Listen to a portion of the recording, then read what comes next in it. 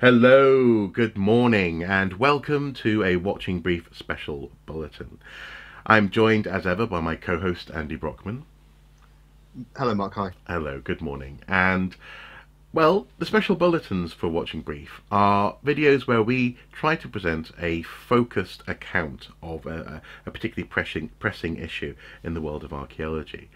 Typically, there's a certain urgency to these videos, and really in the context of an upcoming vote in our Parliament here in the UK on the Brexit referendum and the result of 2 years worth of negotiations and back and forth with the European continent, really we thought this was the best time to present the results of a survey that we've been conducting over the past few weeks and the past couple of months. This also comes in the context of the fact that while there's been lots of conversation about Brexit in the media in general, there hasn't really been much focus on particularly heritage and archaeological interest groups and sector workers when it comes to the impact of Brexit on how archaeologists do their jobs. And so with that in mind, we did put together a survey, and today we want to talk about how people seemingly are feeling about Brexit and what the outcome of that survey was. So I'll hand over to you. That you put this survey together, and would you like just to walk us through some of this?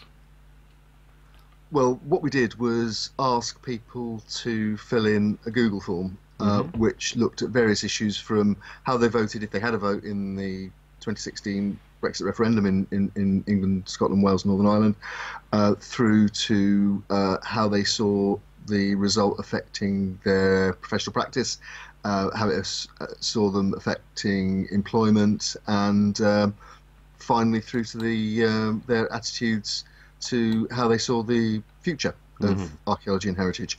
So we tried really to get an overview, a snapshot of the sector post referendum, but before Brexit. See what people think now and what they think is going to happen in the future. Okay. So what are the headlines? Is there a reason to be jolly and festive? Yeah, I've got my tree up.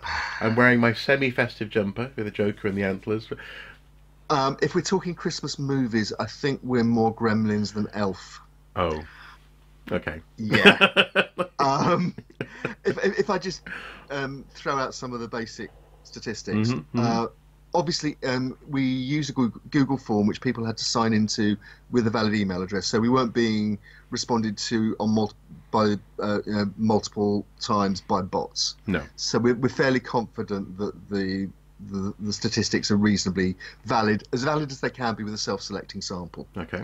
It's not a scientific poll, I have to stress that. Okay. Having said that, people I've spoken to in our representative bodies are reasonably happy that it represents broadly their perceptions as well. So we've not come up with anything that's really unexpected.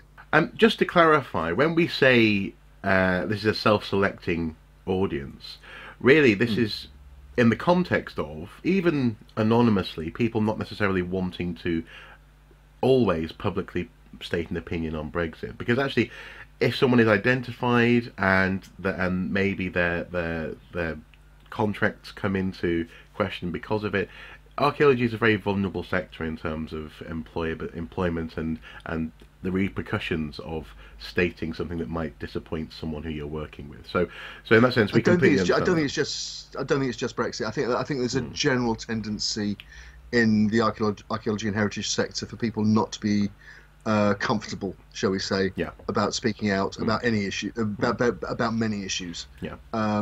There's a lot of politics in archaeology. And people feel, as you say, people do feel vulnerable. I think particularly at the moment. Yeah. Okay. It's good though that there seems to be chiming with, broadly speaking, the observations of people who are in charge of these bodies like CIfA and the CBA. That's right. So on to the survey itself then. What are the headline results? Okay. Well, the sample itself, just over 70% of our sample identify themselves as professional archaeologists. Okay. That is, people who earn their main income from archaeology and heritage. Mm-hmm. Of the rest, we had postgrad students, volunteers, interested members of the public, but the bulk of the responses came from colleagues who would define themselves as professional archaeologists. Okay. Of those, the bulk worked in England, Scotland, Wales, Northern Ireland, with a bias towards England. Unfortunately, I don't know why that was, but that's the way it panned out. Well, to be fair, that also kind of represents, I guess, population as well. There is a bias towards England. It probably does. Yeah, it probably, England does have a large to be population. fair, that's right. And to be fair, there were responses from Scotland, Wales, Northern Ireland, so that the constituent parts of the UK were not unrepresented in this. Yeah. Of the in terms of their backgrounds as professionals, roughly a quarter were in academic institutions. Just under a quarter were in contracting units. Mm-hmm.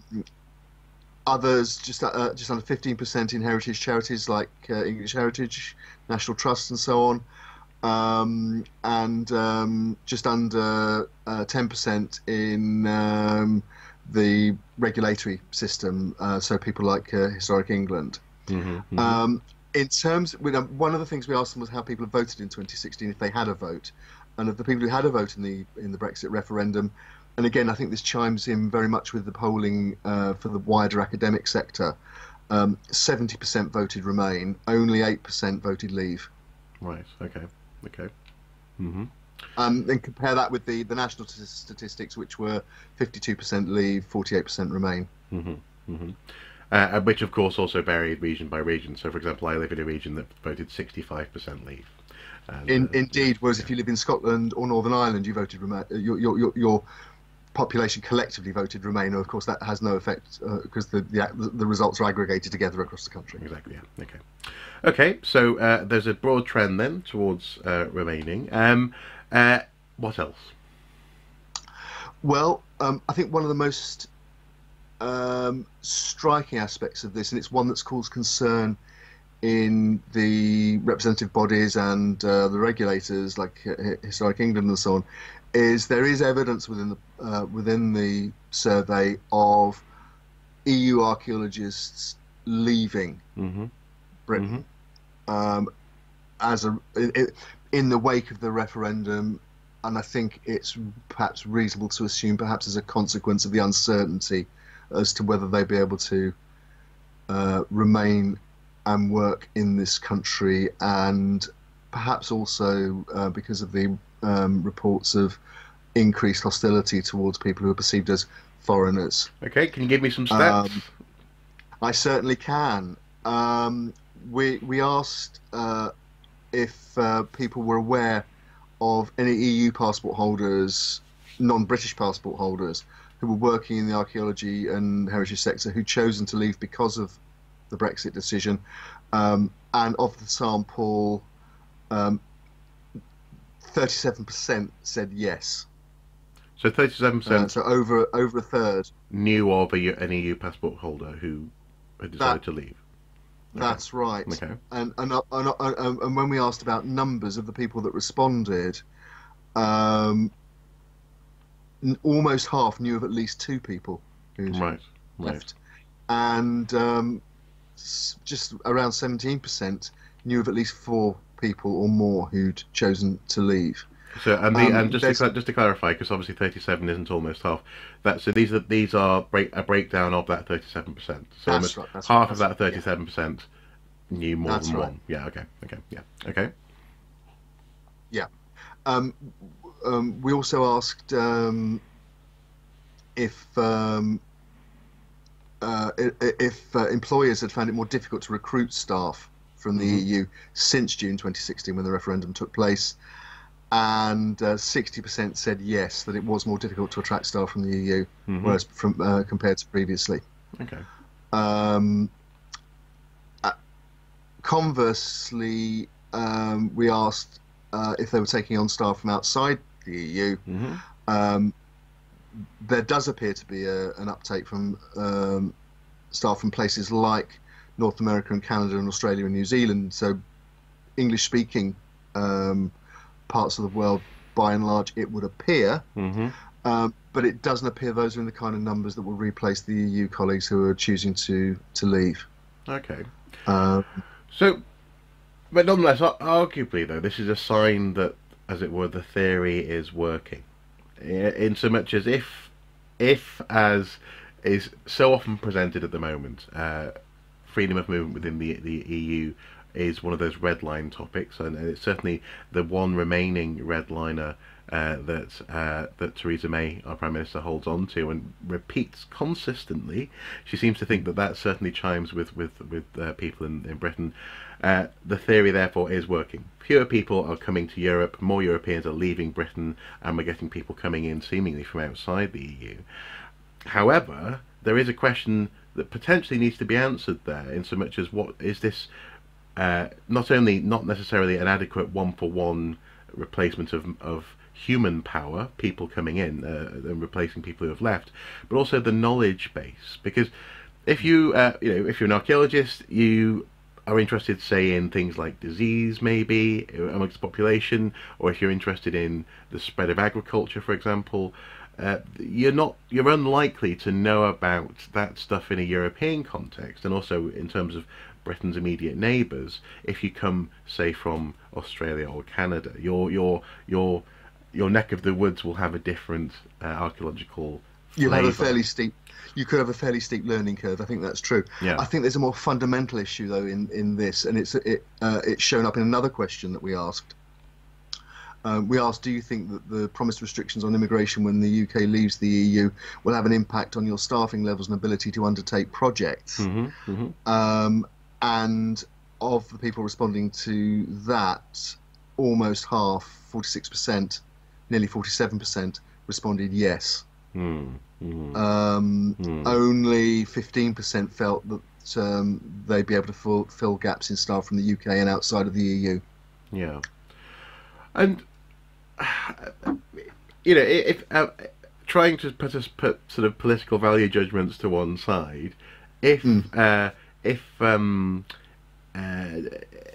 whether or not you believe that politically, philosophically, economically, these sort of changes are a good thing, from the ability of archaeologists to actually do the jobs that they are being asked to do, for example, the delivery of an internationally significant, massive public infrastructure project such as HS2, what does this mean in terms? Is this potentially?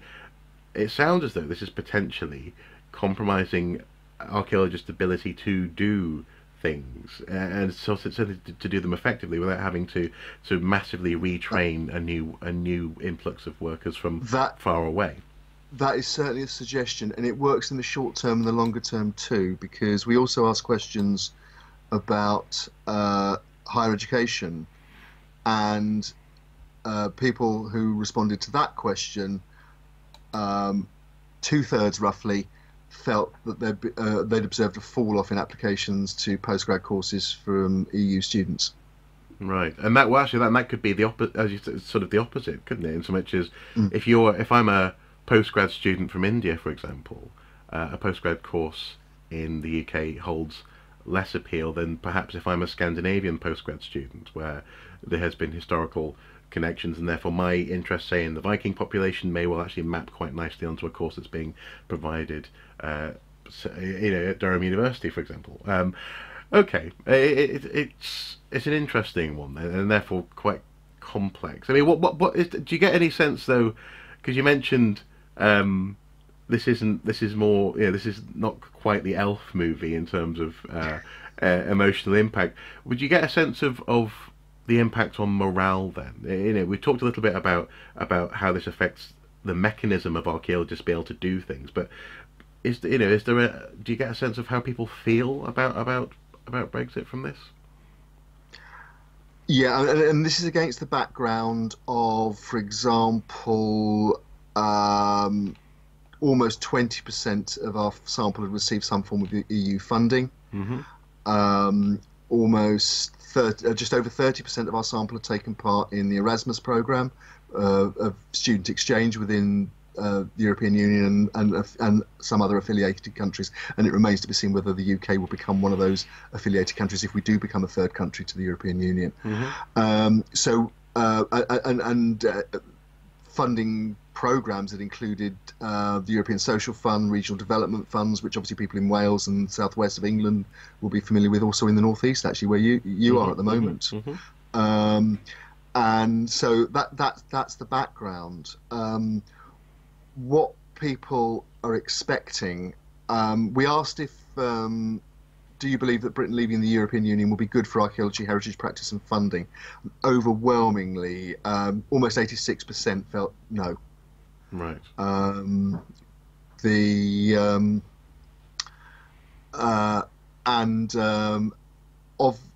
Again, 83% of people felt that it would be more difficult to obtain funding.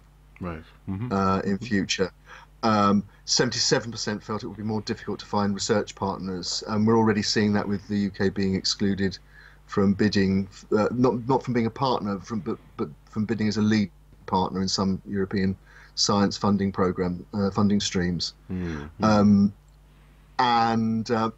The other issue that has been causing a lot of people concern has been whether the current environmental framework for development and conservation will continue after Brexit. Now, some people could say that actually losing the common agricultural policy would be a good thing. They felt it's been it's caused a lot of damage to the natural environment in rural areas through sub. And just to clarify, is that reflected in these results? Do some people seem to understand that, or have the opinion rather, sorry, that it may well be a good thing? Because I have heard some people suggest that Brexit is an opportunity to make our own rules and this kind of thing with regards to. Absolutely, and the CBA and CIfA are actually said actually in response to our questions about these figures, but also previously, that they, for example, supported amendments to the agriculture bill that's currently going through Parliament, which looks to a framework for UK agriculture post-Brexit. That doesn't appear, though, to wash with our sample, because we asked, the British Parliament has voted not to transfer EU environmental obligations and concepts such as the polluter pays principle into the EU withdrawal bill. Do you think this is a good decision, a bad decision, or won't make any difference? 89% felt it was a bad decision. The polluter pays principle in particular is the one that underlies all commercial archaeology, really, because it's the thing that makes developers have to pay for archaeology on projects like HS2. Yeah. Okay. Well, okay. So actually, you mentioned CBA and CIfA. We have had statements back from those two bodies. Council for British Archaeology, incidentally, for those people who don't know what CBA stands for, and the Chartered Institute of. Oh, I always get this wrong. For archaeologists, is it now? Chartered Institute for Archaeologists. Yes, yeah. Not field archaeologists. I always, for some reason, get that one wrong. So they rebranded a couple of years ago. Yeah, exactly. So yeah. So for archaeologists. From the CBA, Dr. Mike Hayworth, the head of the CBA. Do you mind if I read out his quote? No, absolutely. He said that the survey results mirror the headline concerns of the Council for British Archaeology and our advocacy partners about the potentially most damaging impact of Brexit. We are continuing to work with a range of stakeholders, including the all-party Parliamentary Archaeology Group and the Department for Culture, Media and Sport, ministers and officials, to ensure that the government understands the risks for archaeology and can mitigate those risks wherever possible. We are encouraged by the recently published text of the Agriculture Bill and hope for equally positive recognition in the forthcoming Environment Bill. Of the significance of archaeology and heritage protection. We continue to follow events closely and will look for all opportunities to speak up for archaeology. What did you make of that as a statement? I mean, I think it's very much a holding statement. The CBA and CIfA, I think, most people would acknowledge have done the best they can. In fact, we asked a question specifically about this, how people felt that the representative bodies like CIfA, the CBA, the Federation of Archaeological Managers and Employers, and so on, had coped with. And in fact, 60% of our sample said, given the scale of Brexit, they never had a chance to fully represent our sector within the wider Brexit argument, because it is just so big and so complicated. Oh, you mean in so much as a relatively niche interest, and I use that term because lots of other people would use that term. That's right. It's going to be swamped by other concerns. That's right. So in fact, if they have managed to get things into the legislation, perhaps they maybe should be shouting about it a little bit more, because if they have had successes like that, then you could argue certainly that they maybe have been punching above their weight in terms of in Whitehall. So there was a perception then amongst archaeologists, arguably, of a lack of efficacy for some of these groups in terms That's of... right. Okay. As far as CIfA goes, they put out a much longer statement, but it is worthwhile reading it in full. We have been working extremely hard, says CIfA, and I think... very effectively, I think that's the quote, not me, very effectively, given the scale of the upheaval presented by Brexit, to lobby on the issues that could affect archaeology. Of course, the sector's ability to influence the wider machinations of Brexit, that's very dramatic language, is limited. That being said, we are in regular contact with civil servants at the Department for Culture, Media and Sport. So digital, is it digital now, Culture, Media and Sport? Department for Digital. Department for Digital Culture, Media and Sport. That's it. So now it's the DDCMS, not the D. No, they kept it as DCMS because that's what everybody was used to. But they dropped the department bit off the end, so it's the Department for, then the title, Digital Culture, Media and Sport. Okay. Do we really want to go into that? So I'm just a bit confused, that's all. Okay, so they've been in touch with civil servants at the department, working with them to plan for various Brexit eventualities. We have met with ministers on several occasions to raise concerns, and have been involved alongside myriad other professions and sectors in highlighting concerns with big issues like access to labour, replacing EU funding, and protecting our research sectors. We have been working effectively with the Heritage Alliance to represent archaeological concerns on issues relating to the environment, and we have joined up with wider environmental sector bodies to lobby on these issues where concerns overlap, such as on environmental principles and the replacements for the Common Agricultural Policy, and with construction sector bodies on issues of immigration impacts, in particular, for example, again, when it comes to workforce. Presumably, sorry, that's my addition there to that quote.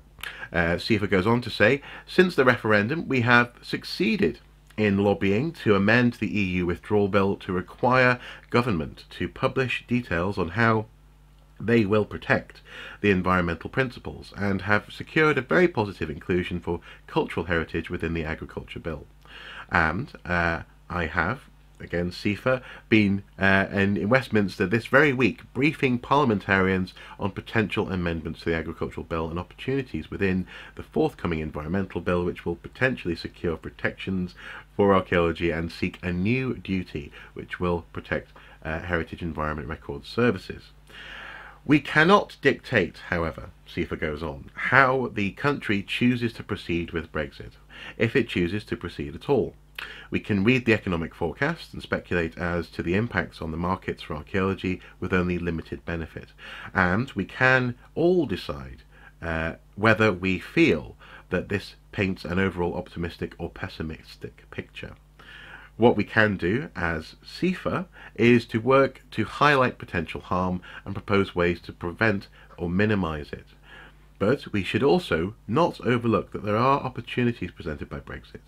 The improvement of the Common Agricultural Policy funding on the basis of public money for public goods is one such area.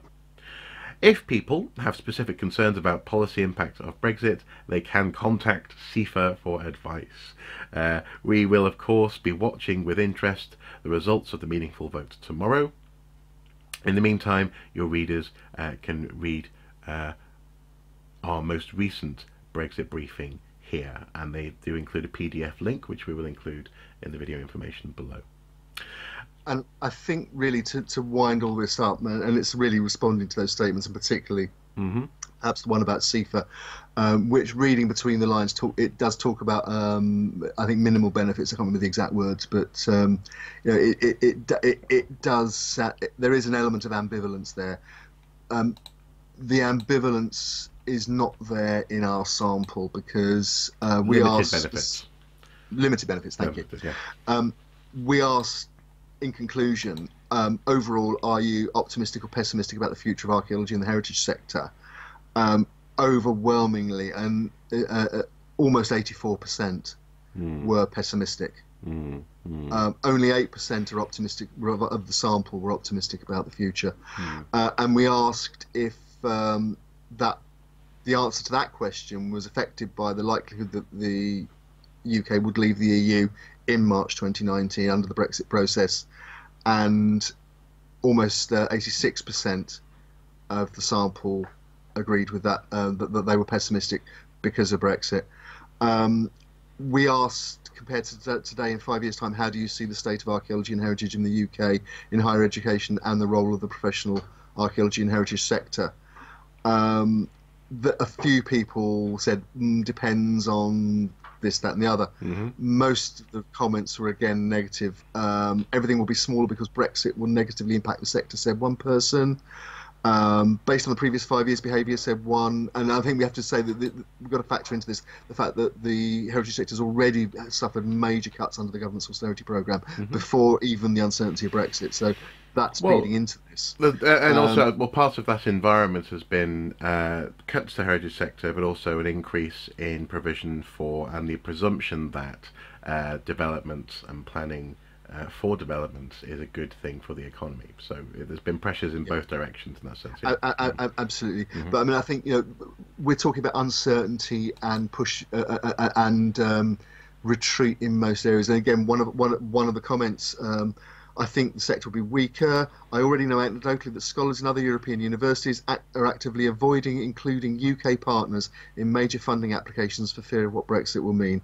I.e., it will mean it's less possible to work with UK partners on EU funding research. Whether this comes true or not, the damage is already done in that we'll see far fewer internationally funded research projects that include UK-based researchers and departments, at least for the next few years. Some people thought that archaeology will return to being a pastime for the rich and privileged, are the words that are used.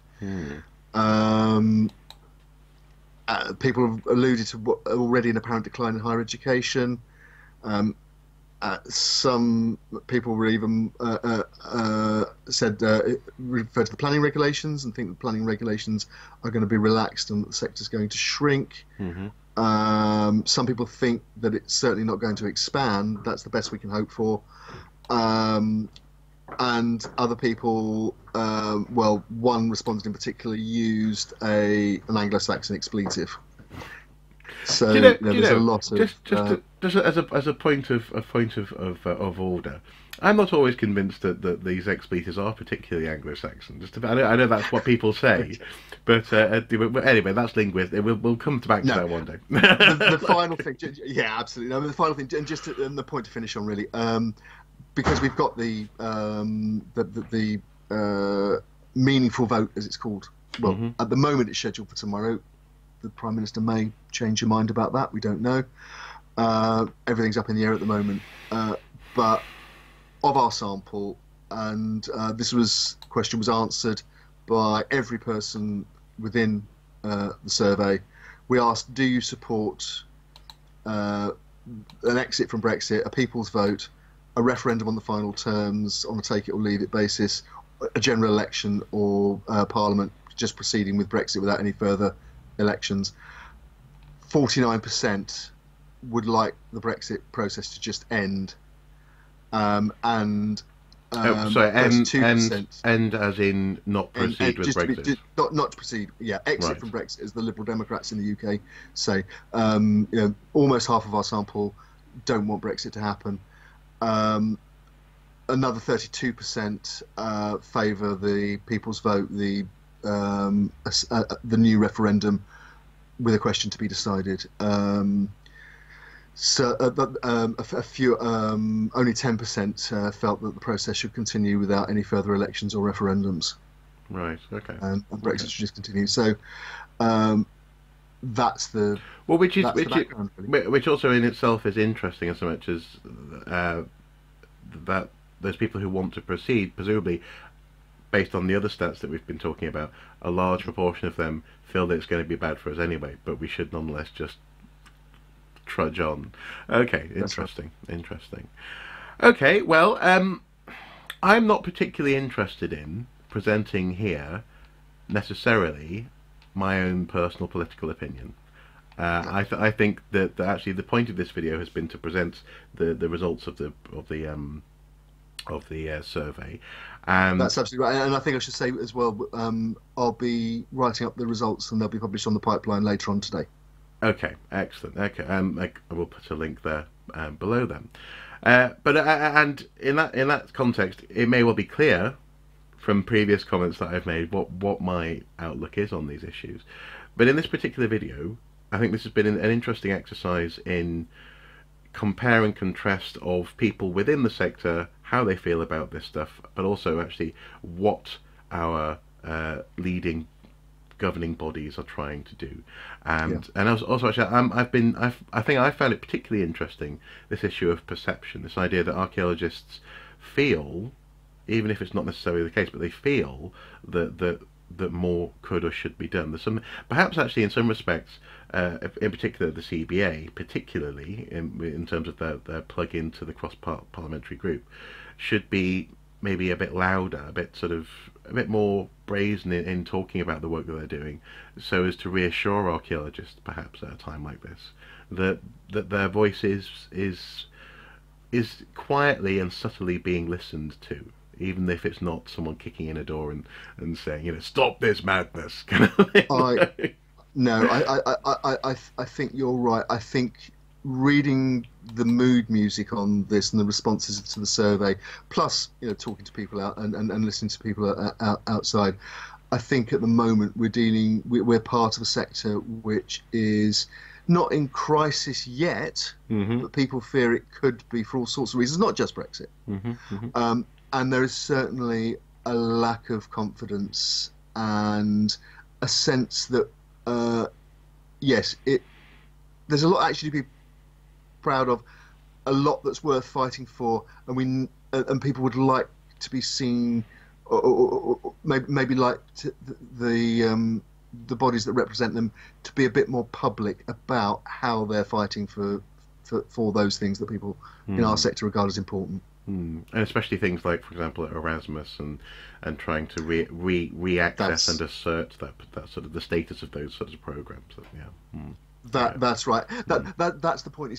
Archaeology isn't just digging up archaeology in front of programs like HS2 or the Stonehenge bypass or whatever it happens to be. It's an academic discipline in its own right, and it thrives when there is dialogue both nationally and internationally between colleagues, when people can move and see different ways of doing things in other places, come back with fresh ideas, and be challenged. And I think, again, as I say, the mood music here is people fear at least that a lot of that could be lost in the next few years. Okay. Well, speaking of the Stonehenge bypass, I think that may well be something that we return to in our seasonal festive banter. A little later this month we're going to be recording our Christmas special, and I'm looking forward to that. The house will be even more decorated by then. Hopefully you won't be necessarily wearing you won't be the man in black for that video. but hopefully this has been useful to you guys at home, and let's leave it there, I suppose. But I'm looking forward to also finishing the year on a bit of a Christmas jolly as well. So, just to reassure you folks at home, this isn't the last, the morose video that you'll see this year. Well, we'll see what happens in the vote, and as ever, guys, until next time, do take care. Bye bye. Bye bye.